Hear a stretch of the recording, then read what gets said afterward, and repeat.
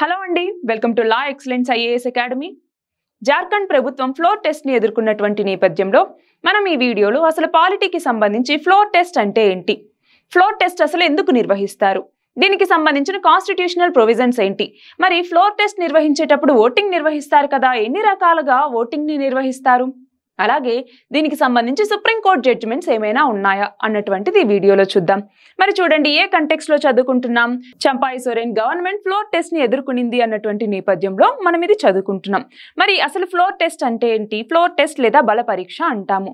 ఇక్కడ ఏంటి అంటే లెజిస్లేచర్ యొక్క మద్దతుని ఎగ్జిక్యూటివ్ అన్నటువంటిది కూడగట్టుకోవాలి. అంతే కదా, మనకి లెజిస్లేటివ్ అసెంబ్లీలో ఎంతో మంది మెంబర్స్ ఉంటారు, కానీ వాళ్ళలో మొత్తం కార్యనిర్వాహక శాఖలో ఉండరు, కొంతమంది మాత్రమే ఎగ్జిక్యూటివ్ గా ఉంటారు. మరి ఈ ఎగ్జిక్యూటివ్ కి లెజిస్లేచర్ యొక్క సపోర్ట్ ఉన్నంత వరకే ఆ గవర్నమెంట్ అన్నటువంటిది స్టేబుల్ గా ఉంటుంది, లేకపోతే పడిపోతుంది. కాబట్టి ఇక్కడ ఎగ్జిక్యూటివ్ అన్నటువంటిది ఆ పొజిషన్ లో ఉండాలి అంటే లెజిస్లేచర్ యొక్క సపోర్ట్ అన్నటువంటిది అవసరం. అలా సపోర్ట్ ని కోల్పోతే బల పరీక్షలో ఓడిపోయినట్టు, ఆ ప్రభుత్వం అక్కడ కుప్పకూలిపోతుంది. ఇది దేనికి అవసరం అంటే ఆ గవర్నమెంట్ స్టెబిలిటీ అన్నటువంటిది ఉండాలి. స్టెబిలిటీ ఆ గవర్నమెంట్ కి ఉందా లేదా అని చెక్ చేయడానికి, అలాగే లెజిటిమసీ అంటే చట్టబద్ధత అన్నటువంటిది ఆ ప్రభుత్వానికి ఉందా లేదా అని తెలుసుకోవటానికి బల పరీక్ష నిర్వహిస్తాం. మరి దీనికి సంబంధించిన కాన్స్టిట్యూషనల్ ప్రొవిజన్స్ ఏంటి అంటే ఇక్కడ ఆర్టికల్ 175 క్లాజ్ 2. ఈ ఆర్టికల్ 175 క్లాజ్ 2 ప్రకారం గవర్నర్ ఒక లెజిస్లేటివ్ అసెంబ్లీలో ఉన్నటువంటి మెంబర్స్ ని ఫ్లోర్ టెస్ట్ కి పిలవటం అంటే సమ్మనింగ్ అంటాము. అలా సమ్మన్స్ ఇచ్చేటటువంటి అధికారం ఎవరికి ఉంటుంది అంటే గవర్నర్ కి ఉంటుంది. అలా గవర్నర్ కి ఈ అధికారాన్ని ఇచ్చేటటువంటి ఆర్టికలే ఆర్టికల్ 175 క్లాజ్ 2 అన్నటువంటిది. అలాగే మనకి ఆర్టికల్ 174 అన్నటువంటిది ఉంది. ఈ 174 కూడా గవర్నర్ యొక్క అధికారాల గురించి చెప్తుంది. ఇందులో ఏం చెప్తుంది అంటే సమ్మన్స్ ఇవ్వగలరు, సమ్మనింగ్ ఇవ్వాలి అన్నా, లేదా ఒక సెషన్ ని ప్రొరోగ్ చేయాలి అన్నా, లేదు ఒక సెషన్ ని డిజాల్వ్ చేయాలి అన్నా ఆ యొక్క అధికారం అన్నటువంటిది గవర్నర్ కి ఉంటుంది అని తెలిపేటటువంటి ఆర్టికల్ 174. అలాగే మనకి ఆర్టికల్ 163. ఈ ఆర్టికల్ 163 ప్రకారం గవర్నర్ ఒక లెజిస్లేటివ్ అసెంబ్లీ అన్నటువంటిది సెషన్లో లేనప్పుడు, అంటే ఆ లెజిస్లేటివ్ అసెంబ్లీ సెషన్లో లేనప్పుడు ఫ్లోర్ టెస్ట్కి పిలిచే అధికారం ఆర్టికల్ 163 కింద గవర్నర్కి ఉంటుంది. ఇది గుర్తుంచుకోవాలి.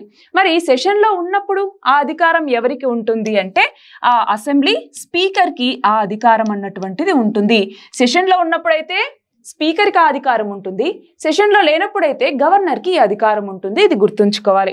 సో ఇక్కడ ఒకసారి చూడండి ఏమేమి ఆర్టికల్స్. ఆర్టికల్ 175 క్లాజ్ 2 అన్నటువంటిది ఇలా లెజిస్లేటివ్ అసెంబ్లీలోని మెంబర్స్ని ఫ్లోర్ టెస్ట్కి పిలవటానికి గవర్నర్కి అనుమతించేదేమో ఆర్టికల్ 175 క్లాజ్ 2 అన్నటువంటిది. ఆర్టికల్ 174 ఏంటి, గవర్నర్కి సమ్మాన్స్ ఇవ్వాలన్నా, ఒక సభని డిజాల్వ్ చేయాలి అన్నా, ప్రొరోగ్ చేయాలన్నా ఆ యొక్క అధికారం దీనికి ఇస్తుంది. అలాగే ఆర్టికల్ 163 మనకి ఇంకా ఏం చెప్తుంది, గవర్నర్ ఎలాంటి నిర్ణయం తీసుకోవాలి అన్నా అది కౌన్సిల్ ఆఫ్ మినిస్టర్స్ యొక్క అడ్వైజ్ మేరకే ఉంటుంది. కౌన్సిల్ ఆఫ్ మినిస్టర్స్ కి హెడ్ గా ఎవరుంటారు, చీఫ్ మినిస్టర్ ఉంటారు. ఈ కౌన్సిల్ ఆఫ్ మినిస్టర్స్ చెప్పిన మాట గవర్నర్ వినాలి, ఇది బైండింగ్ అన్నమాట. దాని గురించి తెలిపేది ఆర్టికల్ 163. అది కాకుండా అసెంబ్లీ సెషన్ జరుగుతున్నప్పుడైతే స్పీకర్ కి ఈ అధికారం అన్నటువంటిది ఉంటుంది. మరి ఇక్కడ చూడండి ఓటింగ్ అన్నటువంటిది ఎన్ని రకాలుగా ఉంటుంది అనేసి మనం చూసినప్పుడు, ఓటింగ్ అంటే ఈ బల పరీక్షను ఎదుర్కొంటున్నప్పుడు ఓటింగ్ ఎన్ని రకాలుగా ఉంటుంది అంటే ముఖ్యంగా 3 రకాలు. ఏంటవి, ఒకటి వచ్చేసరికి సీక్రెట్ బ్యాలెట్ పద్ధతి అంటాము. సీక్రెట్ బ్యాలెట్ పద్ధతి, మనము బ్యాలెట్ ఎలా అయితే వేస్తామో అంటే ఒకరిని ఎన్నుకునేటప్పుడు ఒక చీటీ తీసి బ్యాలెట్లో ఎలా అయితే వేస్తామో సేమ్ ఇది కూడా అలానే అనమాట. రెండవది వచ్చేసరికి వాయిస్ ఓట్ అన్నటువంటిది. వాయిస్ ఓట్ అంటే ఏంటి, స్పీకర్ అడుగుతారు ఎవరికి మీ ఓటు అన్నప్పుడు ఓరల్ గా సమాధానం ఇస్తారు, అది వాయిస్ ఓట్ అంటాము. ఇక మూడవది వచ్చేసరికి డివిజన్ ఓట్ అంటాం. డివిజన్ ఓట్ అంటే ఏంటి, ఇక్కడ ఉన్నటువంటి మెంబర్స్ ఫిజికల్ గా గ్రూప్స్ గా డివైడ్ అవుతారనమాట. డివైడ్ అయ్యి ఇదిగో ఈ గ్రూప్ అన్నది మేము వీళ్ళకి సపోర్ట్ చేస్తున్నామంటే ఇంకో గ్రూప్ మేము వీళ్ళకి సపోర్ట్ చేస్తున్నాం, అలా మెజారిటీ ఎవరికి ఉంది అనేసి చూసి డిసైడ్ చేయటం జరుగుతుంది. అలా ఓటింగ్ లో ఈ 3 పద్ధతులు కూడా ఉంటాయి. సో ఇక్కడ చూడండి టైప్స్ ఆఫ్ ఓటింగ్ అంటే సీక్రెట్ బ్యాలెట్ ఒకటి, వాయిస్ ఓట్ ఒకటి, అలాగే డివిజన్ ఓట్ ఒకటి. అర్థమైంది కదా. మరి దీనికి సంబంధించి సుప్రీంకోర్టు కేసెస్ ఏంటి అన్నప్పుడు మనం 3 కేసెస్ని ఇక్కడ ముఖ్యంగా గుర్తుంచుకోవాలి. ఒకటి నబామ్ రేబియా కేసు అన్నటువంటిది. ఈ కేసులో సుప్రీంకోర్టు ఏం చెప్పింది, గవర్నర్ సమ్మన్స్ ఇస్తారు కదా ఇలా ఫ్లోర్ టెస్ట్కి సంబంధించి వీటికి, ఆ సమ్మన్స్ అన్నటువంటివి కౌన్సిల్ ఆఫ్ మినిస్టర్స్ అడ్వైజ్ మేరకు ఇవ్వాల్సి ఉంటుంది, ఇండిపెండెంట్గా ఇవ్వకూడదు. బికాస్ ఈ పీపుల్ ఎన్నుకునేటటువంటి వాళ్ళు లెజిస్లేటివ్ అసెంబ్లీస్లో ఉంటారు, ఈ కౌన్సిల్ ఆఫ్ మినిస్టర్స్ కూడా వీళ్ళు, కాబట్టి వీళ్ళ యొక్క అడ్వైజ్ మేరకు గవర్నర్ ఇవ్వాలి అనేసి ఈ యొక్క కేసులో సుప్రీంకోర్టు చెప్తుంది. అలాగే శివరాజ్ సింగ్ చౌహాన్ వర్సెస్ అదర్స్, ఈ కేసులో సుప్రీంకోర్టు ఏం చెప్పింది, ఒకవేళ గవర్నమెంట్కి మెజారిటీ అన్నటువంటిది లేదు అనే సంకేతాలు అనిపించాయనుకోండి, అప్పుడు స్పీకర్ ఫ్లోర్ టెస్ట్కి పిలవచ్చు అన్నట్టుగా చెప్పినటువంటి కేసు ఈ యొక్క Shivraj Singh Chouhan versus others case అనమాట.